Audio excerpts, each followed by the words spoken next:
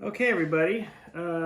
Welcome to another episode of Get Outdoors with Don and Dora. This is episode 15.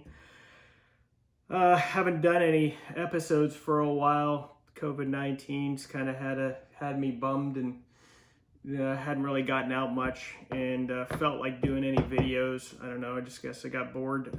But today I have decided to do a little project. I'm working on my fishing kayak. I have scuffer holes in a sit on top Pescador Pro 12-foot fishing kayak. And so what I discovered last week, I was out at Bartlett Lake, and I've kind of known this before, I had it out before, but I really kind of bothered me when I was out fishing because it's something additional that you have to worry about besides maybe losing a rod, or you're trying to get a fish in and maybe one of your scuffer plugs popped out and it's kind of in your way and you can't stand up. You don't want to trip on it or fall out of your kayak. But anyways, so what I did was I had bought these, and I see these look very common. I got mine on Amazon. They are the hard rubber scuffer plugs. They work okay, but they pop out. Not really happy with them. So, and I saw online some YouTube videos where people had done foam golf balls, practice golf balls, and they're putting holes through them, and then they're using paracord and pulling it through. Much the same as these, except you have to create a hole, obviously. So I bought these and I was stuck with these. So I didn't want to just throw these away and waste them. I felt like I could fix them. And if I didn't, then I would throw them away if I ended up ruining them in some way or somehow. I would just go get new ones. But so what I did was, you can't put these in all the way. They really are about 1/4 inch too tall. So, and this angle is very sharp and you can't shove it down the hole. You just can't push it down there far enough. There's just too much rubber here and it's too hard.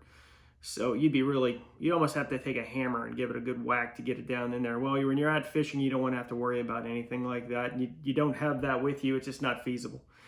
So what I did was I took this saw. It's kind of like a hacksaw blade. And I cut each one of these off about 1/4 inch. And then what I did was I took this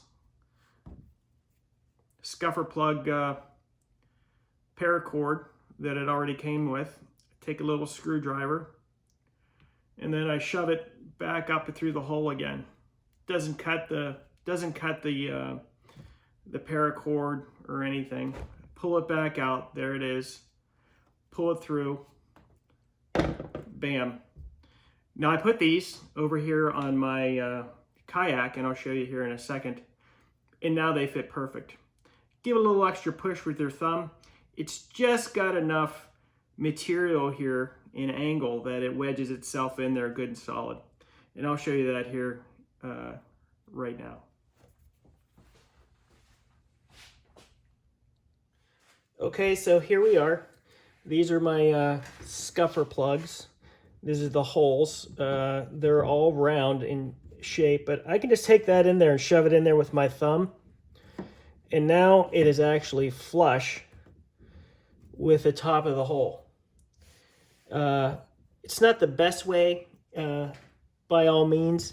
The top of this isn't pretty. It's got a little bit of it's kind of chewed up from the saw, but quite honestly, it fits really well.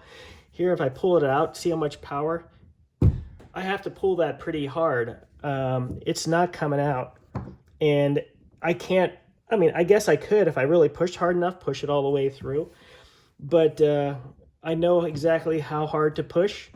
It's in there good and solid, and it takes a good bit of force to pull that out of there. So now, this isn't maybe the best solution. It's what I've chosen to do rather than buy new ones. And honestly, I'm quite happy with how they turned out. They're going to stay in there real solid now. And so that's an option for anybody who, say, bought these ones.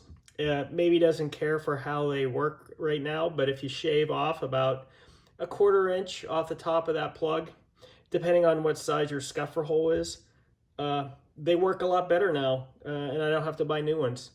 So I did it this way. You don't have to do it this way, but it worked for me, and I'm pretty happy the way it turned out. So if you like what you see, hit subscribe, and please hit like, and don't be afraid to make any comments or let me know what you've done. I'm very curious. Some people just went and bought new ones or bought the foam golf balls, but honestly, I think this is not a bad solution if you bought these. Or you might want to buy these and just do the same thing I did, but they're in there solid, so I have no problems with these now. Anyways, we'll see you later, folks. Thanks for watching.